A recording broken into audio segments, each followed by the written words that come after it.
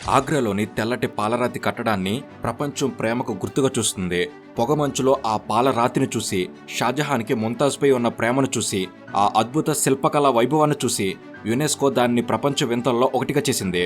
ప్రపంచం ప్రేమకు గుర్తుగా చెప్పే ఏకైక కట్టడం తాజ్మహల్ మాత్రమే.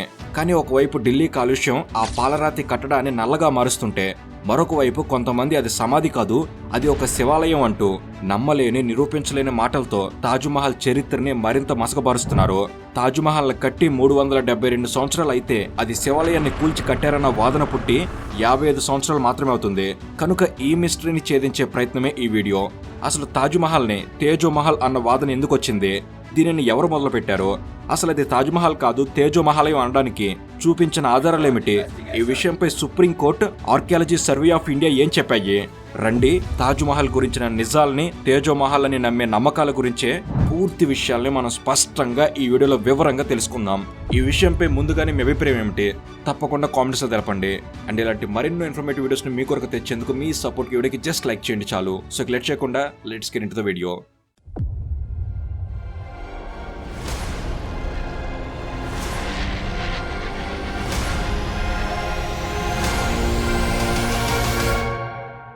ఇది చాలా సున్నితమైన అంశం. అందుకే ఇక్కడ ఏ మతాన్ని గాయపరచకుండా విషయాన్ని నిజాల్ని తెలిపే ప్రయత్నమే ఈ వీడియో. అందుకే వీడియోని పూర్తిగా చూసి ఈ అంశం గురించిన మీ అభిప్రాయాల్ని తప్పకుండా కామెంట్స్లో తెలపండి. తాజ్మహల్ అసలు ఇది షాజహాన్ కట్టించిన కట్టడం కాదు. షాజహాన్ పుట్టక ముందు నుంచే అక్కడ ఒక కట్టడం ఉండేది, అదే శివాలయం. దానిని కూల్చి షాజహాన్ తాజ్మహల్ కట్టించాడు అనే వాదన గత 50 ఏళ్లుగా జరుగుతూ వస్తుంది.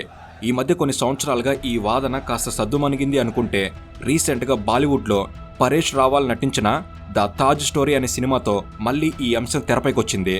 ఎవరి అవసరానికి తగ్గట్టుగా వారు, అటు సినిమా, సోషల్ మీడియా, కొందరు మంత్రులు ఇలా తాజ్మహల్ తేజో ఆలయం అనే వాదనని తెరపైకి తెస్తూనే ఉన్నారు. చరిత్రలో దీనికి ఆధారాలు లేకపోయినా ఏవో చిన్న చిన్న అంశాలను తీసుకొచ్చి ఆ పాలరాతి కట్టడం తేజో మహాలయం అని చెప్పే వాదనలకు బలం చేకూర్చడానికి ప్రయత్నం చేస్తూనే ఉన్నారు. అసలు షాజహాన్ కట్టించిన తాజ్మహల్ తేజో మహాలయం అని చెప్పడానికి కొందరు వినిపిస్తున్న వాదనలేమిటో ముందుగా మనం కూడా తెలుసుకుందాం. తాజ్మహల్ని ఒక హిందూ శివాలయంగా, అంటే తేజో మహాలయంగా చూపే వాదన పిఎన్ ఓక్ అనే వ్యక్తి నుండి మొదలైంది. వీరి పూర్తి పేరు పురుషోత్తం నాగేష్ ఓక్. ఈయన ఒక రచయిత, అలాగే తనకి తాను ఒక చరిత్రకారుడిగా ప్రకటించుకున్న వ్యక్తి. ఈ తేజో మహాలయం అనే పేరుని ప్రజలకు పరిచయం చేసింది ఈ ఓక్ అనే వ్యక్తే. ఈయన 2వ ప్రపంచ యుద్ధంలో ఇండియన్ ఆర్మీలో పనిచేశాడు. అలాగే ఇతనికి సుభాష్ చంద్రబోస్తో పరిచయం కూడా ఉందని కొన్ని కథనాలు చెప్తున్నాయి. ఈయన 1964లో institute for rewriting Indian history అనే సంస్థను స్థాపించాడు. ఈ సంస్థ ద్వారా భారతీయ చరిత్రను హిందూ కేంద్రీకృత దృక్పథంతో మార్చి రాయాలని ప్రయత్నించాడు. అందులో భాగంగానే తాజ్మహల్ సిద్ధాంతం ఈ సంస్థ ప్రభావంతోనే మరింత పాపులర్ అయింది. తాజ్మహల్ని తేజో మహాలయం అని అన్న మొదటి వ్యక్తి వీరే. ఆ తర్వాత అఖిల భారతీయ హిందూ సభ, విశ్వ హిందూ పరిషత్ మొదలైన కొన్ని హిందుత్వ సంస్థలు, అలాగే కొంతమంది రాజకీయ నాయకులు దీన్ని ప్రచారం చేశారు. ఓకు కేవలం తాజ్మహల్ మాత్రమే కాదు, కుతుబ్ మినార్, వాటికన్, మక్కా వంటి గొప్ప కట్టడాలన్నీ మొదట హిందూ దేవాలయాలని వాదించాడు. ఆ దేవాలయాలను ఆక్రమించి పేర్లను మార్చి ఇతర మతాల ప్రతీకలుగా మార్చారని ఆయన వాదన. 1968లోనే ఓక్ తన ఫస్ట్ పుస్తకమైన the Tajmahal is a Hindu palace ని పబ్లిష్ చేశాడు. ఇందులో తాజ్మహల్ని తేజో మహాలయం, అంటే శివుని ప్రకాశవంతమైన నివాసం అని, 12వ శతాబ్దంలో రాజా పరమార్ది దేవ్ నిర్మించిన శివాలయం రాజ్మహల్ అని ఆయన వాదించాడు. షాజహాన్ దాన్ని జైసింగ్ నుంచి బలవంతంగా లాగేసుకుని సమాధిగా మార్చాడని అందులో చెప్పాడు. ఈ పుస్తకమే ఈ వాదనకు మూలం. ఇందులో 109 ఆధారాలనిచ్చాడు. ఉదాహరణకి పేరు తేజో మహాలయం నుంచి తాజ్మహల్గా మారిందని, తామర మోటిఫ్లు, తాజ్మహల్ పై ఉండే త్రిశూల ఆకారం వంటి ఆర్కిటెక్చర్ లక్షణాలను చూపించాడు. అంతేకాదు మళ్ళీ 1989లో ఓక్ తాజ్మహల్ పై తన సెకండ్ బుక్ ని పబ్లిష్ చేశాడు. ఈసారి తాజ్మహల్ ద ట్రూ స్టోరీ అనే పేరుతో ఆ బుక్ రిలీజ్ అయింది. ఇందులో ఇంకొన్ని ఆధారాలను చెప్పాడు. షాజహాన్ ఆ ప్రదేశాన్ని ఆక్రమించుకున్నాడని, అక్కడ ఉన్న ఆలయాన్ని కొంతవరకు కూల్చేసి కొత్త గోడలు నిర్మించి హిందూ శిల్పాలను ధ్వంసం చేసి వాటి స్థానంలో ఖురాన్ వచనాలతో కాలిగ్రఫీ చేయించి ఆ కట్టడాన్నే తన అద్భుత సృష్టి అంటూ తాజ్మహల్ అని పేరు పెట్టాడని ఆయన ఆరోపించారు. ఆయన తన వాదనలకు ఉదాహరణలుగా జనాలు నమ్మేలా హిందూ ఆలయాలు ఉన్నట్లుగానే తాజ్మహల్ కూడా దక్షిణం వైపు ముఖంగా ఉందని, తాజ్మహల్ పై గొప్ప ఆకృతి కలశంలా ఉందని, పైన ఉన్న స్పైర్ త్రిశూలంలా కనిపిస్తుందని, లోపల అష్టభద్ర ఆకృతి హిందూ ఆలయాల్లో ఉండే విధంగా ఉందని, తాజ్మహల్ కింద మూసివేసిన 22 గదుల్లో శివలింగాలు, విగ్రహాలు సాక్ష్యంగా ఉన్నాయని ఆయన చెప్పారు.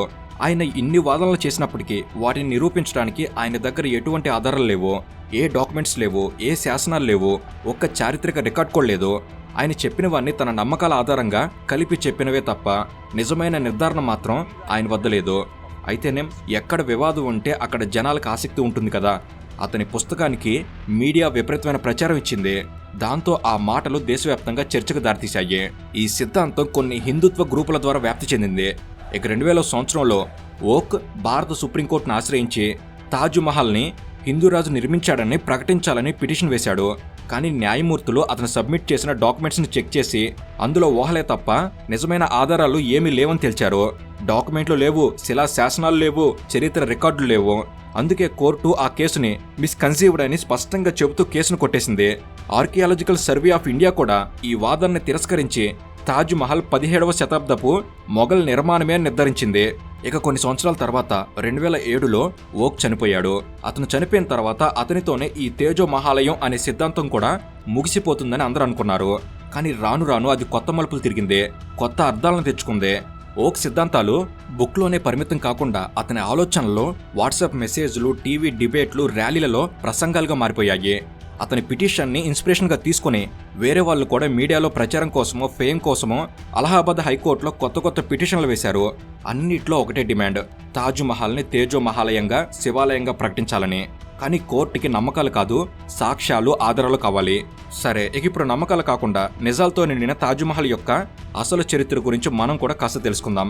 తాజ్ మహల్ కేవలం అందమైన భవనం మాత్రమే కాదు, ఇది చరిత్రలోని గొప్ప ప్రేమ కథల్లో ఒకదానికి స్మారక చిహ్నం.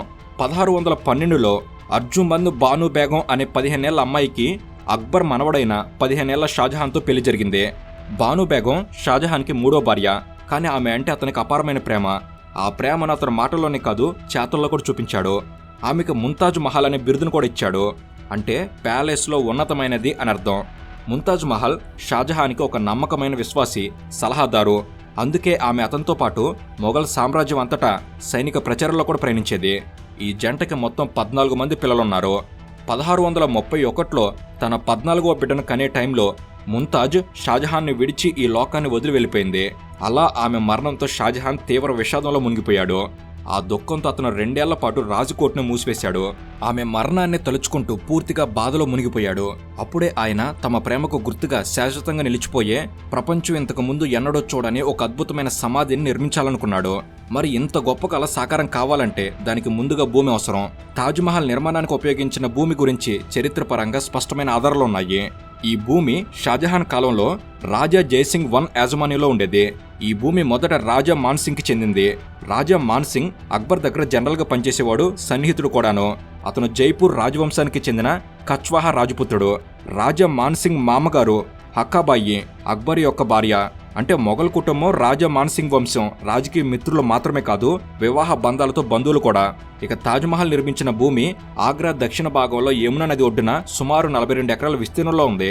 ఇది ఒక హవేలీగా ఉండేది, అంటే ఒక రాజకీయ నివాసం లేదా మహల్. ఇది ఎత్తైన స్థలంలో ఉండటం వల్ల భవన నిర్మాణానికి అనుకూలంగా ఉండేది. 1614లో రాజా మాన్సింగ్ చనిపోయిన తర్వాత ఈ భూమి అతని మనవడు రాజా జైసింగ్ 1కి వారసత్వంగా వచ్చింది. 1631 నాటికి, అంటే ముంతాజ్ మహల్ చనిపోయిన టైంకి జైసింగ్ ఈ భూమికి యజమానిగా ఉన్నాడు. ఇక ముంతాజ్ మహల్ 1631 జూన్ 17న బుర్హానాపూర్లో చనిపోయిన తర్వాత ఆమె భౌతిక కాయాన్ని ఆగ్రాకు తీసుకొచ్చి తాత్కాలిక సమాధి చేశారు. షాజహాన్ ఆమె సమాధికి అద్భుతమైన భవనం నిర్మించాలని నిర్ణయించాడు. యమునా నది మలుపు వద్ద ఉన్న ఈ భూమి దానికి కరెక్ట్ అనుకున్నాడు. షాజహాన్ దుఃఖానికి సానుభూతిగా రాజా జైసింగ్ ఈ భూమిని స్వచ్ఛందంగా దానం చేశాడు. కానీ షాజహాన్ దాన్ని ఉచితంగా తీసుకోవడానికి ఇష్టపడలేదు.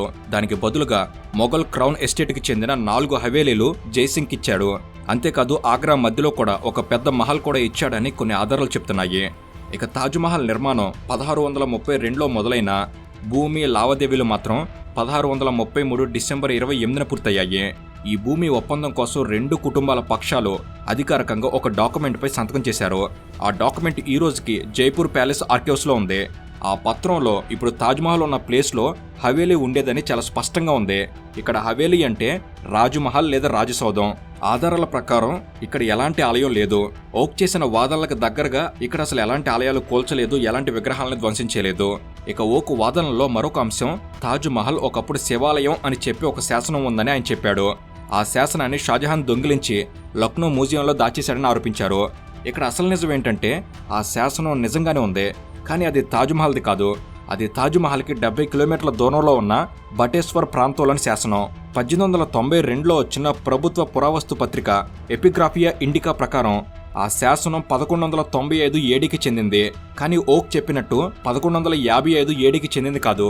అలాగే ఒక వేరే రాజ్యం వేరే కాలంలో పాలించిన పరమవది దేవ అనే రాజు నిర్మించిన ఆలయం గురించి మాత్రమే ఆ శాసనం చెప్తుంది. దీనిని బట్టి చూస్తే ఓక్ కరెక్ట్ డేట్ చెప్పలేదు, అలాగే స్థలం కూడా కరెక్ట్గా చెప్పలేదు. ఓక్ చెప్పిన దానికి శాసనంలో ఉన్నదానికి సంబంధం కనబడడం లేదు. ఇక భూమిని సేకరించిన తర్వాత తాజ్మహల్ నిర్మాణం 1632లో మొదలుపెట్టారు. దాన్ని పూర్తి చేయడానికి 22 సంవత్సరాలు పట్టింది. షాజహాన్ తన ఆర్కిటెక్టులు సూపర్వైజర్లతో రోజువారీ సమావేశాలను నిర్వహించడంతో పాటు డిజైన్ ప్రక్రియ నిర్మాణాన్ని దగ్గరుండి చూసుకున్నాడు. లాహోరీ నేతృత్వంలోని ఆర్కిటెక్టుల బోర్డు డైరెక్షన్లో దాదాపు 20,000 మంది హస్త కళాకారులు ఈ భవన నిర్మాణ ప్రాజెక్టులో పనిచేశారు. ఇండియా నుండే కాకుండా ఆసియా నలుమూలల నుండి 1000 కంటే ఎక్కువ ఏనుగుల ద్వారా సామగ్రిని తీసుకొచ్చారు. రాజస్థాన్లో 200 మైళ్ళ దూరంలో తెల్లని పాలరాయిని తవ్వారు. పాలరాతిలో 28 రకాల విలువైన రాళ్లను పొదిగారు. వీటిలో పచ్చ క్రిస్టల్, లాపిస్ లాజులి, అమితిస్ట్ మణి వంటి ఉన్నాయి. ఈ నిర్మాణానికి ఖర్చు ఎంత అయింది అంటే మొత్తం మొఘల్ ఖజానానే ఖాళీ అయ్యిందని అప్పట్లో అన్నారు. అంటే ఆ కాలంలో సుమారు 3.2 కోట్ల రూపాయలు. ఇప్పటి కరెన్సీ విలువలో సుమారు 7,000 కోట్ల రూపాయలు ఖర్చయింది. షాజహాన్ కుమారుడైన ఔరంగజేబు తన తండ్రి ఇంత డబ్బు ఖర్చు పెట్టడంపై తీవ్రంగా అసహనం వ్యక్తం చేశాడని చరిత్ర చెబుతుంది. భారీ పన్నులు వేసి ప్రజల నుంచి డబ్బు వసూలు చేసి షాజహాన్ తాజ్మహల్ కట్టించాడని చరిత్రలో ఉంది. తాజ్మహల్ మొఘల్ వాస్తుశిల్పానికి అత్యుత్తమ ఉదాహరణగా చెప్తారు. ఇది పర్షియన్, టర్కిష్, భారతీయ నిర్మాణ శైలుల అంశాలని ఏకం చేసింది. దీన్నే ఇండో ఇస్లామిక్ ఆర్కిటెక్చర్ అంటారు. అందుకే యునెస్కో కూడా ఇండో ఇస్లామిక్ శిల్పకళల్లో ఇది సాధించిన అత్యుత్తమ అద్భుత కృతి అని ప్రశంసించింది. ఇలా తాజ్మహల్ గురించి ప్రభుత్వ అధికారిక రికార్డుల్లో ఉంది. కానీ ఓక్ చెప్పిన కథ మాత్రం దీనికి పూర్తిగా అపోజిట్ గా ఉంది. అష్టభుజ గది, టాప్ లో కమలం, చార్బాగ్ తోట, లోహా స్పైర్ ఇవన్నీ హిందూ ఆలయ శైలి గుర్తులని అతను అన్నారు. కానీ అతని వాదనలో ఏవి కూడా నిజం కాదని అబ్బా కోచ్ అనే ప్రముఖ మొఘల్ శిల్పకళా నిపుణురాలు పూర్తిగా 30 సంవత్సరాలు తాజ్మహల్ పై అధ్యయనం చేసిన తర్వాత చెప్పారు. తాజ్మహల్లోని ప్రతి అంగుళం పూర్తిగా మొఘల్ శైలికే చెందిందని ఆమె స్పష్టంగా చెప్పారు. ఆమె రాసిన ద కంప్లీట్ తాజ్మహల్ అనే బుక్లో ఓక్ వాదనలన్నింటినీ ఆమె స్పష్టమైన ఆధారాలతో సమాధానాలిచ్చారు. ఆమె చెప్పిన దాని ప్రకారం అష్టభుజ గది ఇస్లాంలో స్వర్గాన్ని సూచిస్తుంది. ముంతాజ్ ఆత్మ స్వర్గంలో విశ్రాంతి పొందిందన్న భావనకు సంకేతం ఇది. టాప్లో ఉండే కమలం నమూనా హుమాయూన్ సమాధి. ఇత్మాదుదౌల్లా సమాధుల్లో కూడా ఇదే శైలిని అప్పటికే ఉపయోగించారు. ఇవన్నీ తాజ్మహల్ కంటే దశాబ్దాల ముందే మొఘలులు కట్టించారు. ఓక్ చెప్పిన త్రిశూలం అది త్రిశూలం కాదు, అది చంద్రకాంతం. ఇది ఇస్లామిక్ గుమ్మటాలపై సహజంగా ఉండే గుర్తు. ఓక్ చెప్పిన సిద్ధాంతాన్ని కొంతమంది శిల్పకళా చరిత్రకారులు దేశభక్తి పేరుతో చేసిన నకిలీ పరిశోధన అని అన్నారు. ఇన్ని ఆధారాలు చూపించిన తర్వాత కూడా ఓక్ని నమ్మేవాళ్ళు కొంతమంది హిందూ కార్యకర్తలు ఆ 22 తాళాలు వేసిన తలుపుల వెనక ఏదో ఉందని నమ్మారు. అందుకే రజనీ సింగ్ అనే బీజేపీ నేత అలహాబాద్ హైకోర్టులో ఒక పిటిషన్ వేశారు. తాజ్మహల్లో మూసివేసిన 22 గదులను తెరవాలని, లోపల మరింత ఆధారాలు ఉండొచ్చని, తాజ్మహల్ ఒకప్పుడు ఆలయం అనే రుజువులు దాగి ఉండొచ్చని, అందుకే వెంటనే ఆ గదులను తెరిచి వాటి లోపల ఏముందో బయట లోకానికి చూపించాలని తన పిటిషన్లో డిమాండ్ చేశారు. అవును, అసలు తాజ్మహల్ బేస్మెంట్ లోపల 22 గదులు ఎందుకున్నాయి, వాటిని ఎందుకని ఎవరికి చూపించరు అనే డౌట్ మీకు రావచ్చు. దీనికి సమాధానాన్ని కూడా మనం చూద్దాం. తాజ్మహల్ బరువు సుమారు 58,000 టన్నులు. అంత బరువును తట్టుకోవడానికి షాజహాన్ ఇంజనీర్లు 17 మీటర్ల లోతైన పునాదిని నిర్మించారు. దాని మీద ప్లింత్ అనే ఎత్తైన వేదికను ఏర్పాటు చేశారు. ఈ ప్లింత్ లోపలే 22 వాల్టెడ్ ఛాంబర్స్ని ఏర్పాటు చేశారు. నిజానికి ఇవి గదులు కావు, ఇవి స్ట్రక్చరల్ వాయిడ్స్. అంటే భవన బరువుని సమానంగా పంచడానికి, భూకంపాల నుంచి రక్షణ కల్పించడానికి యమునా నది నీటి శబ్దం ప్రతిధ్వనించేలా డిజైన్ చేసిన ఖాళీ స్థలాలు.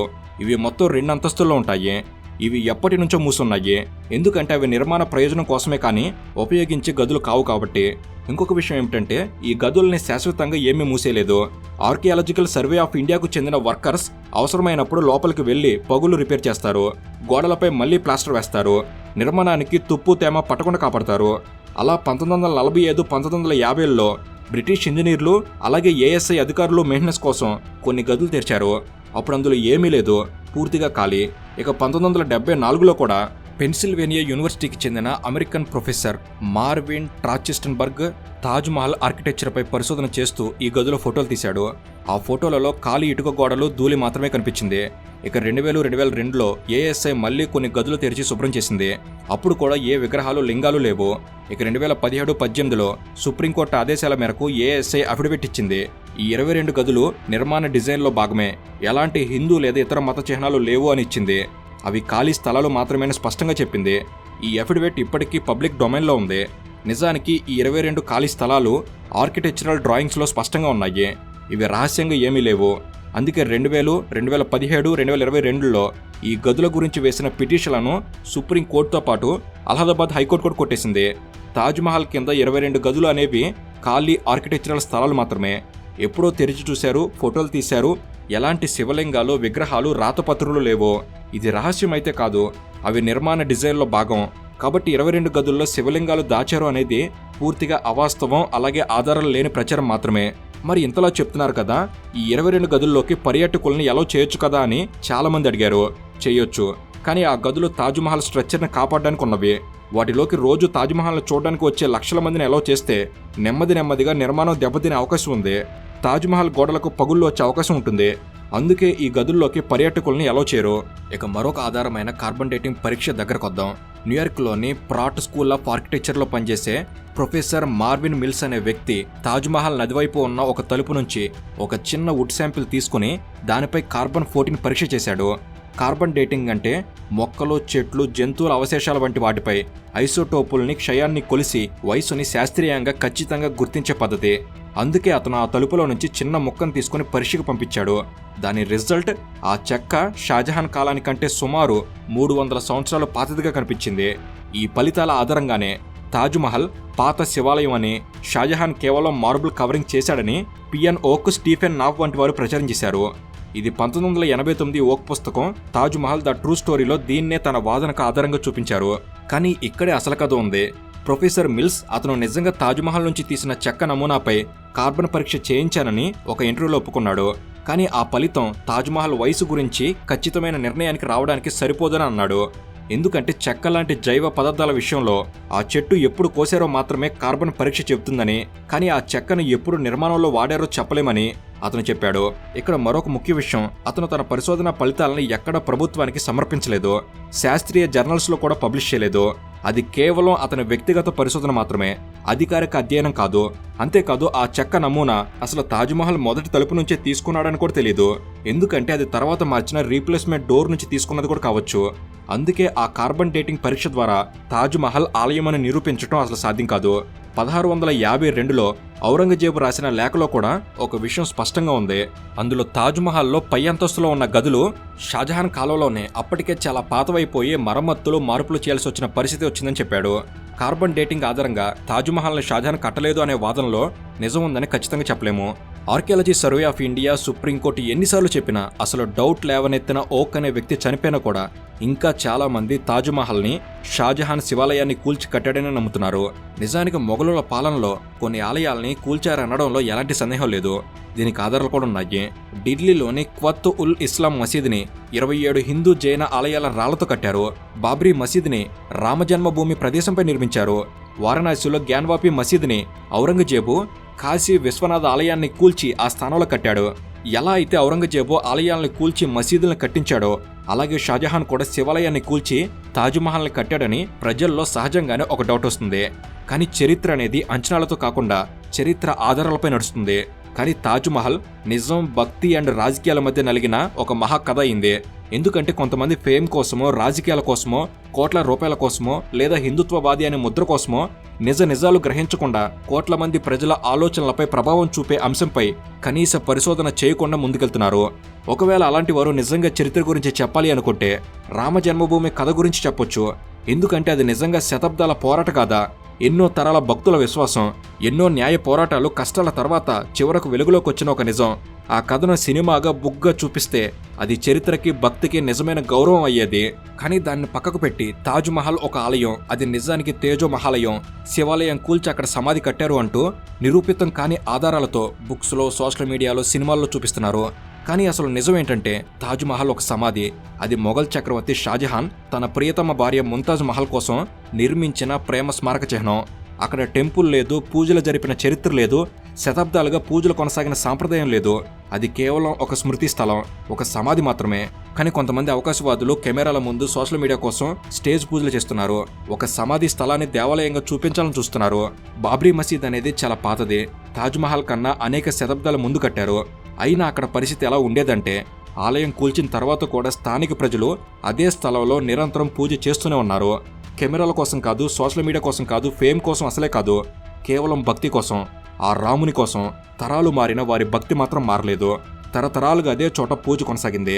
ఆ స్థలమే శ్రీరాముని జన్మస్థలం అని, అది రాముని జన్మభూమి అని ప్రజలు నమ్మారు. అదే నిజమైన భక్తి. ఇదే పరిస్థితి కాశీ విశ్వనాథ ఆలయ విషయంలోనూ జరిగింది. ఔరంగజేబు ఆలయాన్ని కూల్చినా ప్రజలు పూజ ఆపలేదు. అదే స్థలానికి మళ్లీ వచ్చారు. అక్కడ ప్రజలకి ఆ స్థలంతో ఒక ఆధ్యాత్మిక సంబంధం ఉంది. కానీ తేజో మహాలయం అంటున్న తాజ్మహల్ దగ్గర అలాంటి సాంప్రదాయం లేదు. ఎన్ని తరాలు అక్కడ పూజలు చేశాయి? ఎవరైనా ఆ స్థలాన్ని ఆలయంగా భావించారా అంటే దానికి సమాధానం లేదు. అక్కడ పూజ సాంప్రదాయం లేదు, ప్రజల విశ్వాస సంబంధం లేదు, ఆలయ అవశేషాలు లేవు, దాని గురించి ఒక్క ఆధారం కూడా లేదు. అయినా కొంతమంది రాజకీయ ప్రయోజనాల కోసం, సినిమాల కోసం, సోషల్ మీడియా కోసం భక్తి పేరుతో చరిత్రను వక్రీకరిస్తున్నారు. దానివల్ల నిజమైన పోరాటాలు చులకనైపోతున్నాయి. అయోధ్య, కాశీ, మధుర ఈ 3 ప్రదేశాల్లో నిజంగా చరిత్ర ఉంది. ఈ నిజమైన పోరాటాల విలువ నకిలీ కథల వల్ల తగ్గిపోతుంది.